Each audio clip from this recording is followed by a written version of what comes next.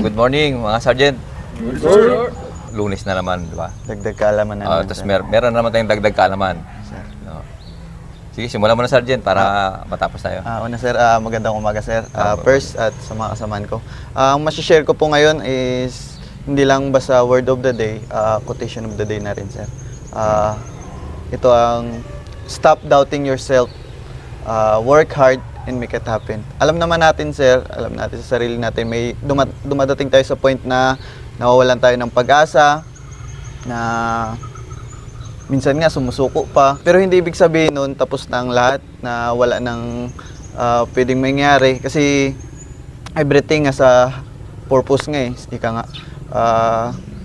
Maniwala lang tayo sa sarili natin, pagsikapan natin. In the end, for sure, pagtatagpayan natin. I-relate ko lang sir sa sarili ko sir.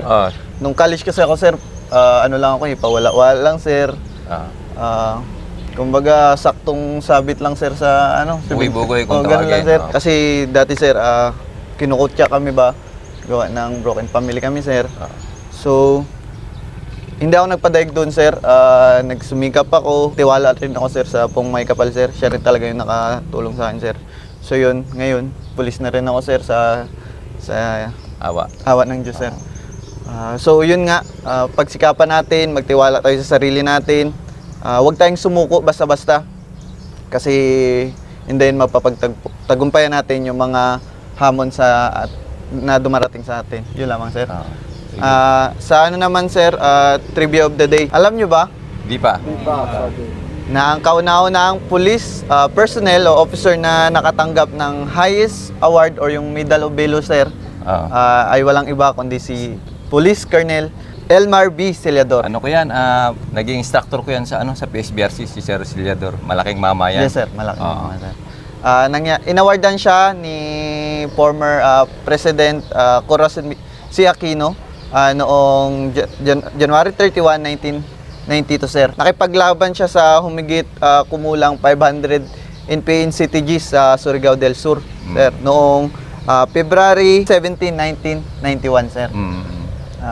Sa kanyang katabangan, inawardan siya ni President Corazon former President Corazon C. Aquino sir. Yun lamang sir. At may isa pa. Alam nyo ba? Ano? Na ang kauna-unahang PNP SAP Commando na nakatanggap ng katulad din ng Medal of Valor, walang iba kundi si letter S yan eh.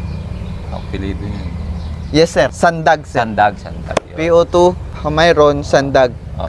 Is very first SAP trooper to be awarded the Medal of Valor on January 29, 2007 for fighting at least 150 members of Moro Islamic Liberation Front Abu Sayyaf bandits who attacked municipal hub of police station Shukon, Zamboanga del Norte sir. Maganda yung story niyan. Ano siya, nakakulong siya doon eh. Ay, ganun sir. Nakakulong siya. Ewan ko ano, basta yung kwento dyan, na ano siya, nasa kulungan siya noon. Tapos sinugod sila ng, yan nga, mga bandido ba. Ayan. Tapos, wala na talaga, no choice na, tama-tama siya, may training siya, nasa kulungan siya, meron siyang reklamo sa kanya, tapos nasa kulungan siya. Tapos, siyempre, no choice na yung mga pulis din, tropa rin naman, pinakawalan siya, tumulong siya, binigyan siya ng armas. Tapos yun, nag-maneuver siya. Nangyari, umatras yung mga kalaban, hindi na sakop yung yung istasyon, hindi na kubkob yung istasyon. Yun. Kaso nga lang, kasamang palad, namatay rin si PO2. si late Sandag. Ang nangyari yata doon is parang hinanting siya ng mga kamag-anak, parang gano'n. Kumbaga, yung mga nakalaban niya, kinanting din siya sa labas. Maganda istorya nun, maganda istorya. Sige, next. Ang next natin ay POP or yung Police Operational Procedure, sir. Ito yung nag-guide sa ating mga kapulisan kung anong tamang gawin. Sa bawat ginagawa natin, sir, naaayon ito sa, yun nga, sir, sa POP, sir. Dapat, yun ang pinaka parang Biblia ng, yes, sir, sa procedure, di ba? Yes, Biblia siya na kailangang sundin mo siya. Kaya pagka hindi ka sumunod doon,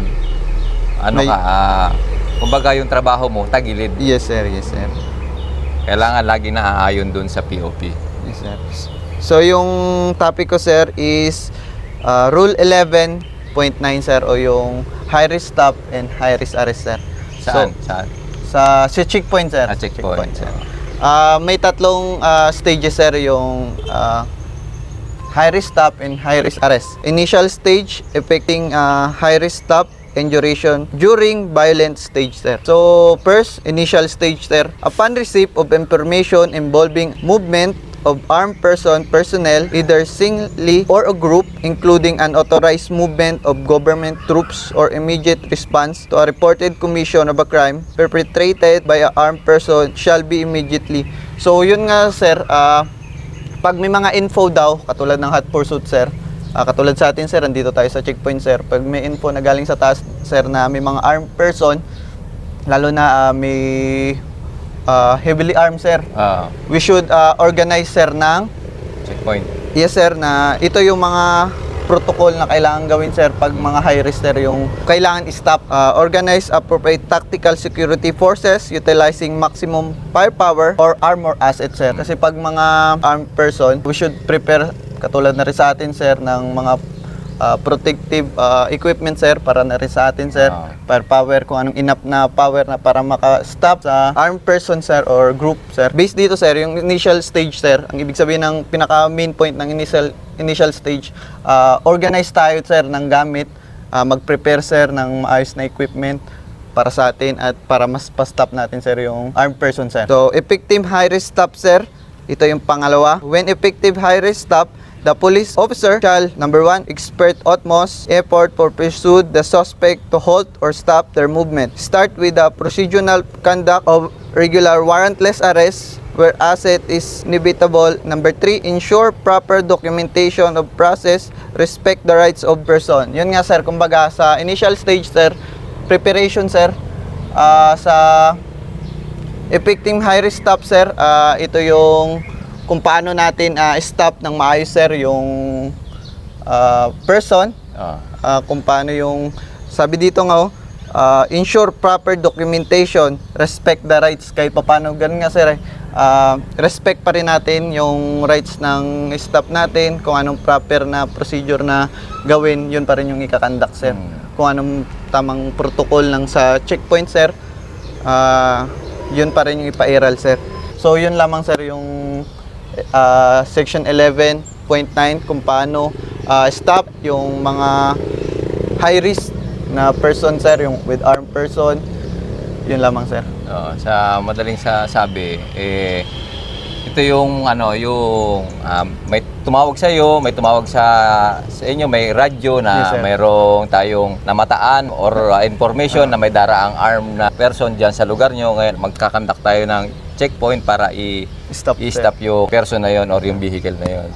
So, kailangan kompleto yung gamit natin. Yung simulation exercise natin, nagkakandak din tayo ng ganon in case na magkaroon nga ng ganong situation, at least alam natin yung ating gagawin. Yung pagkatapos na i-freeze, siyempre hindi naman natin basta-basta babarilin yung Yes, sir. tao, Tama, sir. diba? Kasi madali lang naman kung babarilin mo, madali lang naman. Ba't pa natin kailangan mga ganon-ganon, Kaya di ba? nga, sir, Kung dadaan sa checkpoint natin, barilin agad natin. Pero hindi, kasi kailangan natin irespeto yung kanilang rights. Yes, sir. Lagi naman yan yung natin, yung POP.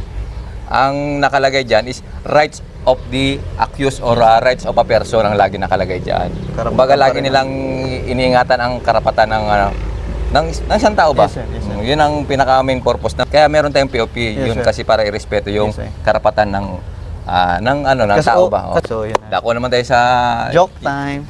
inaabangan ng lahat. Sana matawa, sir. Sige, banat. Sir, ano ang tawag sa... Tanong mo sa kanila. mga Sergeant, first, ano ang tawag sa shampoo pag nabawasan na ng isa? 8. Shampoo, di ba? Edi, sham na lang, sir. Isa pa. Isa pa, sir. Banat pa ulit. Corny mo, ha? Siyempre, shampoo, di ba? Di siya shampoo. Isa pa, sir. Kung wag naman, sir, halimbawa lang. Halimbawa, namatay na lahat ng tao sa mundo, sir. Anong unang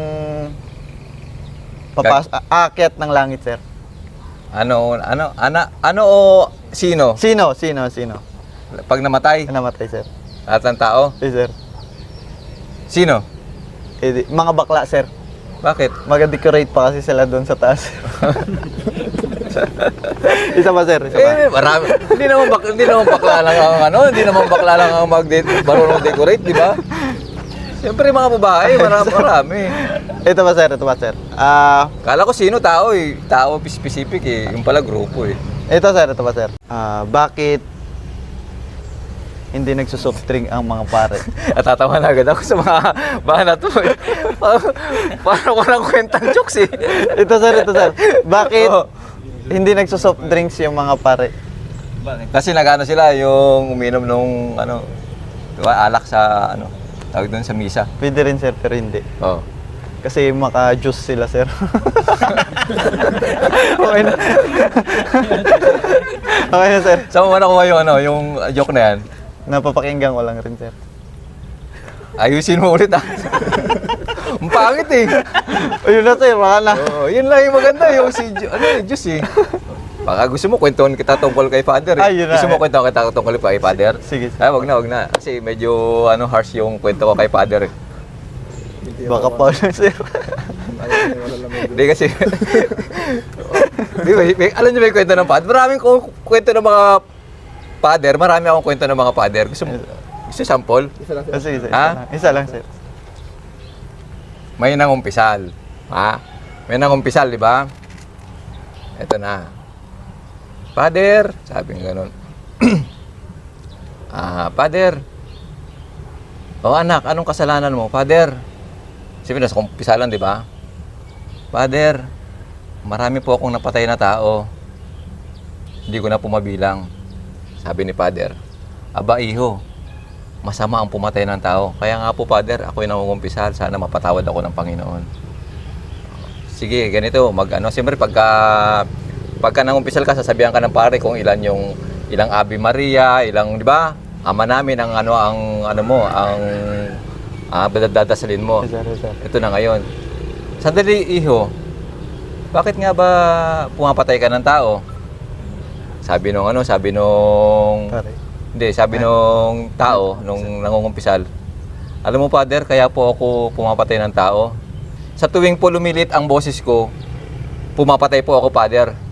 Katulad po ngayon, Father, lumilit na naman.